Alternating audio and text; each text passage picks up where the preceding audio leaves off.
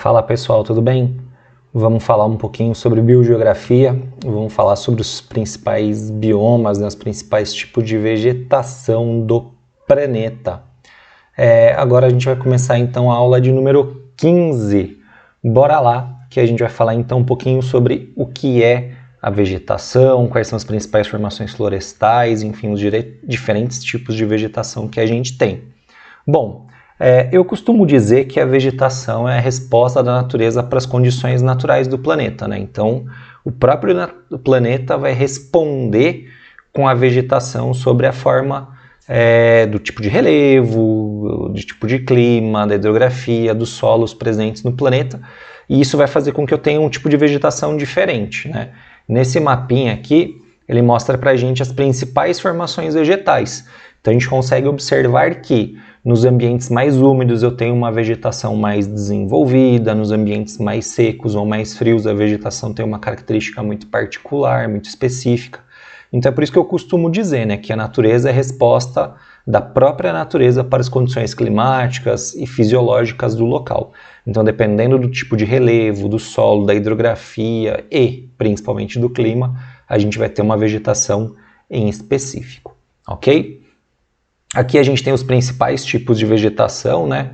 As florestas tropicais equatoriais, latifoliadas, as florestas subtropicais e temperadas, que são chamadas de decíduas ou caducifólias.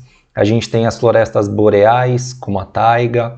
A gente tem as savanas, que no Brasil é chamado de cerrado, né? A gente tem as estepes, as pradarias de ambientes mais secos, de ambientes de clima semiárido. A gente tem a vegetação mediterrânea, a vegetação de altitude, a tundra e, por fim, as áreas desérticas.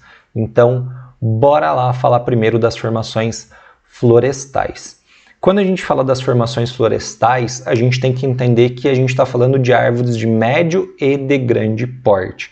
As formações florestais, elas são principalmente árvores de grande porte e bastante densas, tá? E elas ocupam aí mais ou menos 30% da superfície terrestre. E conforme a gente for falando sobre esse tipo de vegetação, a gente vai falar dos problemas do desmatamento que acontecem dentro do planeta nesses ambientes específicos. Para cada tipo de floresta eu tenho um tipo de desmatamento, ok? Bom, essa primeira imagem ela mostra as formações florestais há 8.000 anos, na cor verde mais clarinha que vocês podem observar no mapa, e no verde escuro as formações atuais. Então percebam que o que a gente tem de florestas intactas é muito, muito, muito pequeno se comparado ao que a gente tinha antigamente. A Ásia, a Europa, enfim, praticamente sem floresta alguma, certo? Foram os ambientes mais devastados. O que resta na Europa é 0,3%, 0,4% das florestas nativas, embora haja projetos de reflorestamento lá.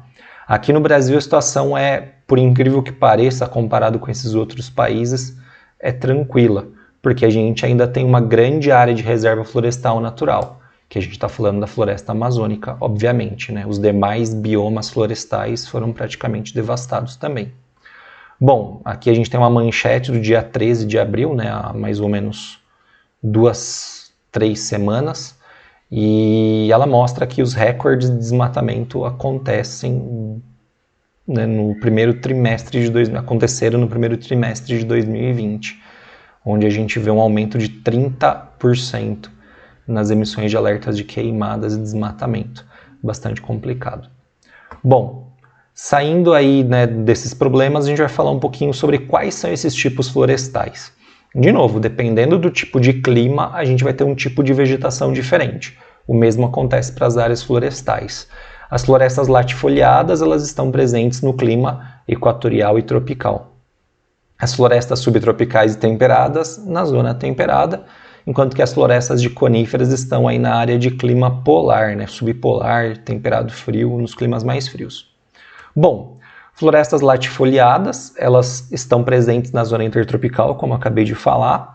Ela recebe o nome de latifoliada porque ela apresenta folhas bastante largas, são folhas muito grandes.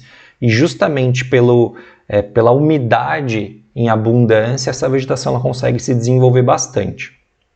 O que é legal é que eu tenho árvores de grande porte, mas eu também tenho uma divisão em estratos vegetais. Eu tenho vegetais de diferentes tipos de tamanho. Tenho vegetações desde as mais altas até vegetações de porte menor, tá? O que é legal falar é que é justamente essa diferença de estratos que vai trazer para a gente uma elevada densidade e uma grande diversidade de vegetais, né? Uma diversidade de espécies de vegetais. E o que é interessante, por mais que essas florestas sejam muito exuberantes, o solo é muito pobre nessas regiões. Nossa, Marcos, mas tem tanta floresta, como que o solo é pobre? Então, é justamente a floresta que faz com que esse solo tenha riqueza, né? Como eu tenho diferentes estratos vegetacionais, tem muita folha que cai no chão, muitas árvores não conseguem sobreviver devido à falta de luminosidade, porque as árvores mais altas dificultam a entrada de luz. Enfim, então acaba tendo muita matéria orgânica superficialmente. E isso faz com que o solo consiga se desenvolver. Eu tenho muita presença de humus na camada superficial, mas o solo em si, na região, é muito pobre. Se eu tirar a vegetação, o solo fica pobre e praticamente ele não produz nada.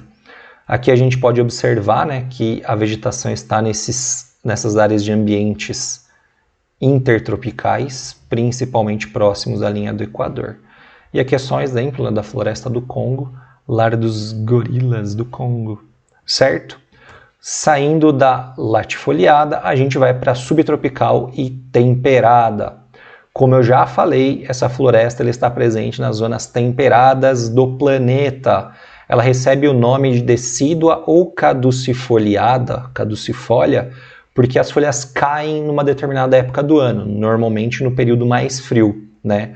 Esse tipo de clima ele apresenta as 4 estações do ano muito bem definidas. Então eu vou ter um verão bem quente, uma primavera também, aí a transiçãozinha do outono para o inverno, a gente enxerga essa situaçãozinha aqui, ó. O número 1 é o período do... Falhou. O número 1 é o período do verão, o número 2 é o período do outono, tá? O número 3 é o inverno e o número 4 é a primavera. Percebam que o que acaba acontecendo é um ciclo, como está sendo demonstrado aí, tá? Verão, árvore mais exuberante, o outono as folhas começam a secar, no inverno eu tenho a perda das folhas, justamente para eu sobreviver, né? Para a vegetação sobreviver nesse período de baixas temperaturas, de falta de nutrientes para as plantas, né? Para o vegetal se desenvolver. Então ele vai perder suas folhas para manter a energia e sobreviver esse rigoroso inverno. Daí no número 4 é a primavera, onde volta a ter maior exuberância, tá? Outra coisa, as árvores, como vocês podem observar ali, principalmente mais ao fundo, tá? São árvores de porte médio e grande e eu tenho uma diversidade de espécies relativamente grande, ok? A densidade, ela é média também, né? A diversidade de espécies e a densidade são relativamente grandes, tá? O problema do desmatamento nessa regiãozinha, esqueci de falar da floresta latifoliada. Aqui o grande vilão do desmatamento é que a maior parte dessa floresta está em países pobres que necessitam ampliar as suas áreas agrícolas, suas áreas de mineração, enfim, seus projetos econômicos. E a floresta é visto como um empecilho, bem entre aspas, para o desenvolvimento econômico dessas áreas. Então o desflorestamento, a retirada da cobertura vegetal, infelizmente é muito grande. Na floresta latifoliada ou subtropical, na floresta temperada ou subtropical, o desmatamento praticamente já aconteceu, né? Na Europa resta apenas 0,3, 0,4% de vegetação nativa. Então o que a gente vê aqui são áreas extremamente isoladas, tá? O desmatamento deu lugar às cidades, às áreas agrícolas, enfim, ao desenvolvimento do continente europeu principalmente. Indo para as florestas de coníferas, primeiro de tudo que elas recebem esse nome porque as florestas têm esse formato triangular, esse formato de cone. Isso tem muito relação ao tipo climático dela. Ela está presente nos ambientes de climas muito frios, próximas aos polos, certo? Sobretudo no Polo Norte. Em áreas de altitude também eu tenho elas, mas vamos focar primeiro nessas regiões no hemisfério norte, né? Norte do Canadá, Alasca, norte da Europa, da Rússia, enfim. Essa vegetação aí, chamada de coníferas, ela recebe esse nome, né, por ser uma vegetação em formato de cones, em formato triangular, e é justamente para que a neve não se acumule, né? Ela tem esse formato triangular para que a neve ela caia na superfície e não se acumule nas folhas. Aliás, outra adaptação além do formato é o tipo de folha. São folhas chamadas em formatos de agulha, né? Elas são aciculifoliadas. Vegetações aciculifoliadas são vegetações que têm folhas muito fininhas em formato de agulha e evita com que a neve se acumule sobre a vegetação, né? Sobre a folha. Essa vegetação ela é sempre verde, ela não vai perder suas folhas. Mesmo com esse rigoroso inverno, ela não perde as suas folhas, justamente porque não tem tanto acúmulo de neve. As árvores são de porte médio para grande, porém há presença de herbáceas em alguns casos. Como vocês podem observar, né, predominam vegetações de pinheiros, então a diversidade ela é muito pequena e a densidade também é relativamente baixa. Essa vegetação ela é muito importante economicamente ainda hoje, porque é ela que é utilizada para a produção de papel e celulose. Então, muitos países exploram a vegetação de conífera de forma descontrolada para a produção de papel, celulose, para a indústria madeireira, moveleira. Só que em países desenvolvidos, onde as leis ambientais são mais rígidas, o processo de reflorestamento fez com que essa vegetação crescesse ao invés de diminuir, como é o caso do Canadá, que as suas vegetações, né, suas áreas florestais têm se ampliado e a produção das florestas também cresceu, justamente por causa da política de reflorestamento.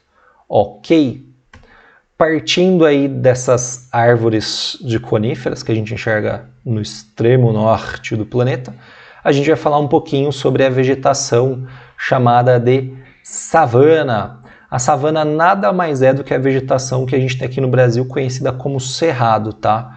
A gente imagina a savana só na África, mas não é bem assim não, tá? A savana está presente em todos os continentes. É uma vegetação das áreas tropicais do planeta, adaptadas a ambientes que têm sazonalidade, né? Um período chuvoso e um período mais seco. Eu tenho presença de vegetação de porte médio, arbustos e algumas árvores de um porte um pouco mais elevado, com galhos bastante retorcidos e cascas grossas, que é justamente para que a vegetação se desenvolva e consiga sobreviver nesse período mais seco, como é o caso dessa árvore que a gente enxerga aqui, onde o elefantinho está na savana africana. Eu tenho estratos um pouquinho menores, como é aqui no caso do Outback da Austrália, né, no interior da Austrália, tufos de gramas e pequenos arbustos. E aqui é o cerrado brasileiro de fato, né, árvore de porte médio, junto com áreas de vegetação gramínea, né, de extrato de gramas. Bom, essa vegetação ela pode ser semidecídua, porque ela pode perder as suas vegetações no período mais seco. Pode, não é uma regra, tá? A densidade, obviamente, é baixa, né, porque eu tenho árvores espaçadas, né, tenho arbustos e árvores espaçadas longe umas das outras, e o solo é bastante pobre nessa região, assim como na área amazônica. Na área temperada, o solo ele é relativamente rico, tá? Os solos eles são pobres, né? Eles são solos bastante ácidos, porque são solos muito antigos e justamente por conta dessa sazonalidade eu tenho um elevado processo de lixiviação. Os nutrientes são levados para as camadas mais inferiores do solo. E como eu tenho pouca vegetação, vamos dizer assim, eu não tenho tanto acúmulo de matéria orgânica. Então a agricultura, que hoje, aliás, é o principal fator de desmatamento do cerrado brasileiro, principalmente a produção de soja, ela consegue se desenvolver por conta da tecnologia, né? Eu tenho técnicas de correção da acidez desse solo e a agricultura acaba se desenvolvendo por conta disso, tá? Saindo da savana, a gente vai para os campos ou para as estepes e pradarias. São vegetações que estão em todos os continentes, né? A gente tem as estepes e as pradarias nos ambientes semiáridos da África, da América, da Ásia e da Europa.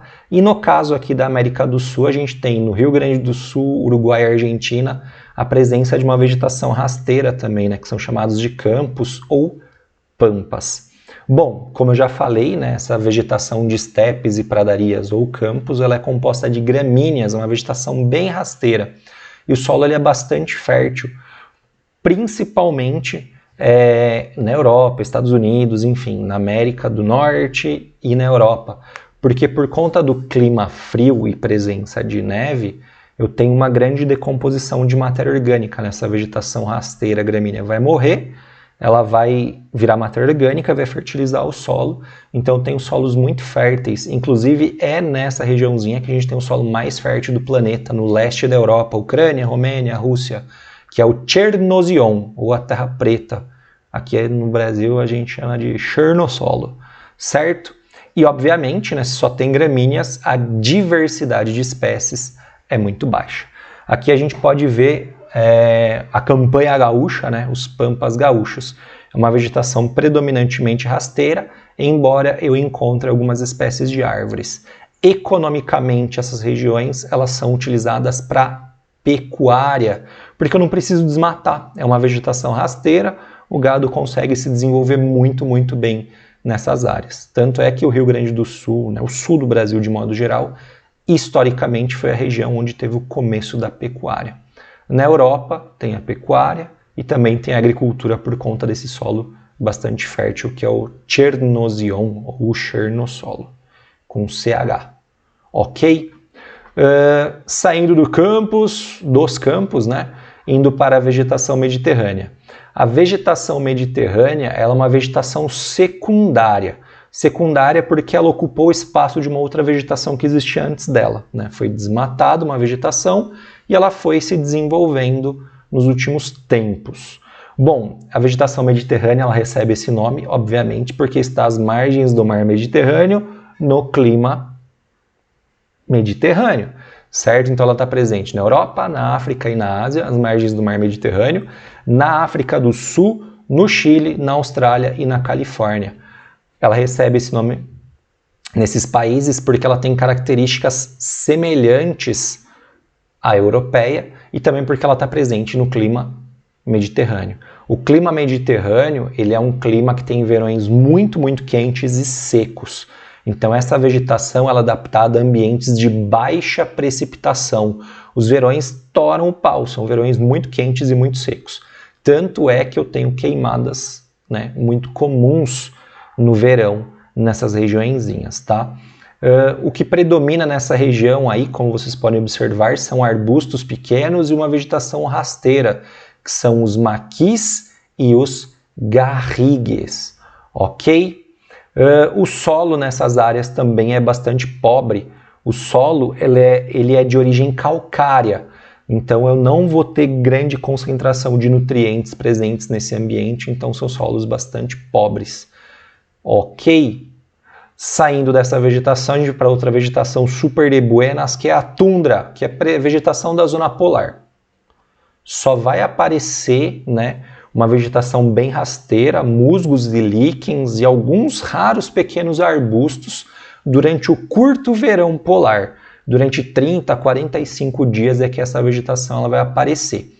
E essa vegetação ela é desse jeitinho que vocês estão vendo. A gente consegue perceber ao fundo rochas e gelo, e aqui mais à frente as renas e os alces, né, na verdade. Enfim, renas ou alces. Esse animal que tem um chifre que parece que tem pelo, enfim, está se alimentando dessa vegetaçãozinha, justamente no período do verão. É legal dizer que no norte da Rússia existem pastores que levam o seu rebanho até lá para eles se alimentarem. Então a tundra tem uma utilização muito pequena, né, que é basicamente para alimentação dessas renas e alces.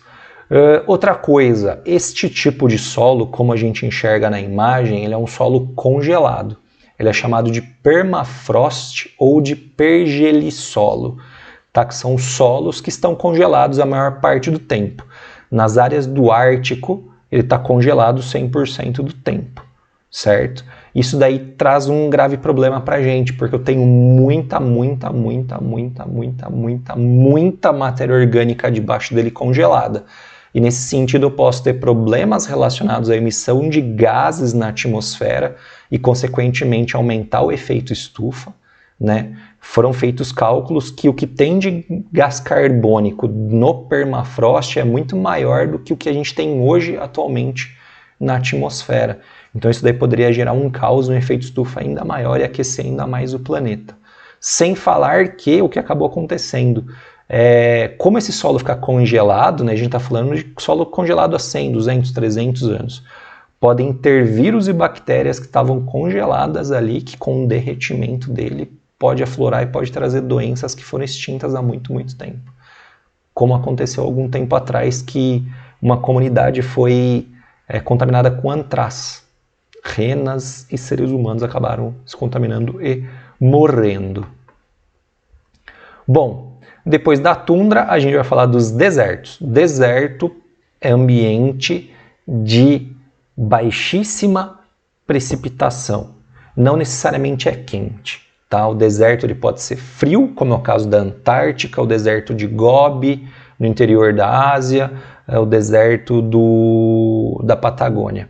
Ele pode ser um deserto quente, como é o caso do Saara, do Atacama e o deserto do Oriente Médio, os desertos da Austrália, e podem ser também desertos costeiros, que é o caso do deserto do Kalahari e da Namíbia, que é aqui, ó. O Atacama, por mais que ele seja um deserto quente, ele se forma a partir de uma corrente marítima fria. O mesmo aqui com o deserto da Namíbia / Kalahari. São ambientes de correntes marítimas frias. O grande deserto da Austrália. Também o deserto nos Estados Unidos aqui. E no norte do México. São desertos costeiros, né? Porque eles apresentam correntes marítimas frias. E em áreas mais interiores, obviamente, eles vão se tornar desertos quentes. Desertos quentes porque eles estão em áreas de ambiente intertropical. Desertos frios porque eles estão em regiões de altitudes elevadas ou de grandes latitudes. Ok? Bom, sobre o deserto, né, nas áreas polares eu vou ter a tundra como vegetação.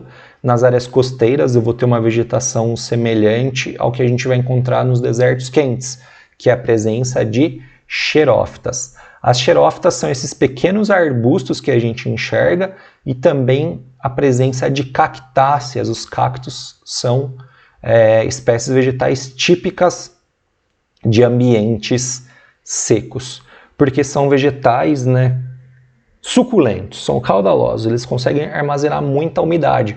Então, como eles têm bastante água, eles acabam sobrevivendo nesse ambiente muito seco. Aliás, o cacto ele teve uma adaptação ao longo do seu desenvolvimento, né, que foi a criação de espinhos, de cascas mais grossas, justamente para evitar de perder essa umidade por conta de predadores e pelo próprio calor do ambiente. E é óbvio, nos desertos, no Atacama, principalmente nos desertos quentes, tá? A gente tem a presença dos oásis. Os oásis nada mais são do que afloramentos de água em ambientes desérticos. Isso acontece porque o nível do lençol freático acaba subindo e atingindo o nível, né, do solo, tá? Existem duas explicações para isso acontecer. O primeiro é que, devido aos constantes ventos dos desertos, a gente tem uma redução, né, do nível do solo, tá? O solo vai ficando cada vez mais fininho, né, menos espesso, e ele pode chegar até o ambiente de encontrar o lençol freático. Então ele fica exposto. Ou o que acaba acontecendo é em ambientes onde eu tenho fraturas na rocha e a pressão da água é maior, né, do que a pressão a pressão da água ela acaba fazendo com que a pressão da água acaba fazendo com que tocou o despertador. A pressão da água no interior da água ela vai ser muito grande, pode provocar falhas, né, na rocha, e essa água ela vai aflorar, ela vai até a superfície, como se fosse a nascente de um rio, tá? Só que como é um ambiente muito seco e o índice de evapotranspiração é muito grande, eu não tenho força suficiente para formar um curso d'água. Basicamente é isso. O oásis, então, nada mais é do que o ambiente onde o lençol freático ele consegue aflorar. e essa água ela fica muito tempo aí, porque eu tenho pontos de recarga, eu tenho pontos onde tem bastante chuva, que vai abastecer esse lençol freático, e a água desse oásis pode durar aí séculos. Inclusive, cidades surgem ao redor desses oásis, né? No interior do Saara, no interior do Peru, enfim, e é interessante dizer que eles podem até virar pontos turísticos, tá? Aqui eu coloquei entre aspas porque é o mesmo trecho que está no livro, né, que vocês podem consultar no livro. Então, oásis são formados quando há afloramento de água no lençol freático devido ao deslocamento de grande quantidade de areia pelos ventos, né, que eu falei que o solo fica menos espesso, fica mais fininho, daí acaba tendo contato com a água subterrânea, ou ainda nas zonas de fratura onde eu tenho a pressão, né, a água subterrânea ela consegue ascender, ela consegue subir até a superfície, certo? Aí, é claro, ao redor do oásis, como eu tenho água, eu vou ter a capacidade de desenvolver vegetações. Normalmente, a vegetação que a gente tem são vegetações... cadê aqui? São vegetações de palmáceas, principalmente a tâmara. Ok? Saindo agora, não menos importante, o nosso último tópico, que são os tais dos hotspots ecológicos. Esses spots, né, esses hotspots, esses pontos quentes ecológicos, eles são as regiões que têm uma biodiversidade gigantesca, só que são ambientes que correm o risco de extinção. Hoje são definidas 35 áreas no planeta como hotspots, tá? Existem alguns critérios para a gente selecionar esses hotspots. O primeiro desses critérios é que eu tenha pelo menos 1.500 espécies vegetais de porte consideravelmente grande, tá? Então a gente pode observar que aqui na América do Sul, ou melhor, aqui no Brasil, a gente tem a Mata Atlântica e o Cerrado como hotspot. Ampliando aqui para a América do Sul, a gente tem aqui esses Tumbes Chocomaralenas, os Andes tropicais e as florestas de Valdívias. Se a gente pegar toda a América, a gente tem o Caribe como importante hotspot, toda a área da Mesoamérica, né, que seria o América Central mais o México, a gente tem a região da Califórnia, enfim, só na América a gente tem aqui, ó, 1, 2, 3, 4, 5, 6, 7, 8, 9, 10 dos 35 hotspots. Isso é um alerta, porque, né, o hotspot, além dele ter essas 1.500 espécies vegetais, são áreas que têm apenas 30% da sua área original, certo? E está em constante ameaça de devastação. Por exemplo, se a gente pegar a Floresta Atlântica, ela teve devastados aí 92%, 93% de todo o seu território, restam apenas 7%. Então a pressão que eu tenho sobre ela é muito grande, né, para ampliação das áreas agrícolas, ampliação das cidades, das áreas industriais. E é justamente isso que faz os hotspots serem esses pontos interessantes, porque são ambientes de forte pressão econômica e que podem, se nada for feito, serem extintas. Junto com elas, uma infinidade de vegetais, de animais, de insetos, enfim, de todo um ecossistema que vai ser deixado de lado. Ok? Pessoal, hoje era isso. Muito obrigado pela presença de vocês e espero vê-los em breve. Tchau!